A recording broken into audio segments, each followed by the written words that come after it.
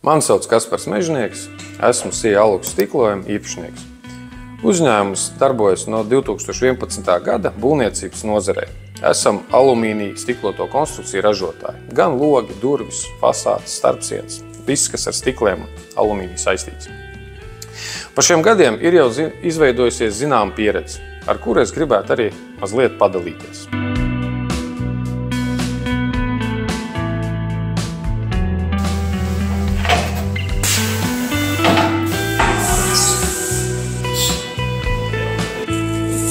Nu tā, esam ražotnē.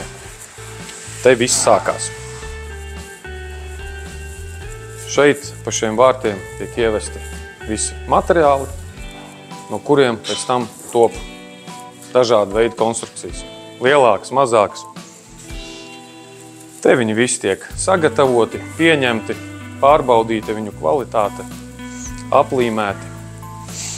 Tad mēs viņus grupējam. Attiecīgi primārie tie, kas iet pirmie uz ražošanu, tie iet jau pat taisno uz zāģi, te zāģi stāv.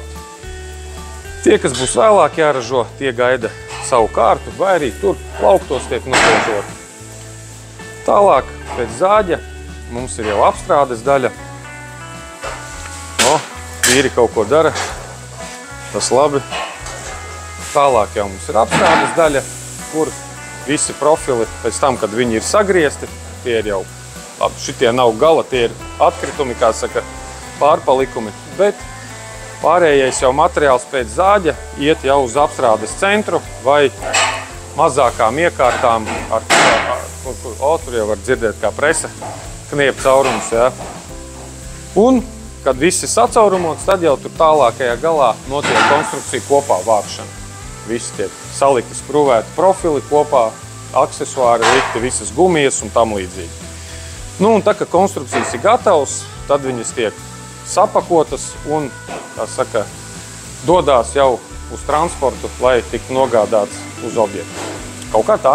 Ja vēlaties sazināties ar mums, apmeklējiet mūsu mājaslapu aluks.lv, tur ir visa nepieciešamā informācija un kontakti. Tiekamies nākošajos video.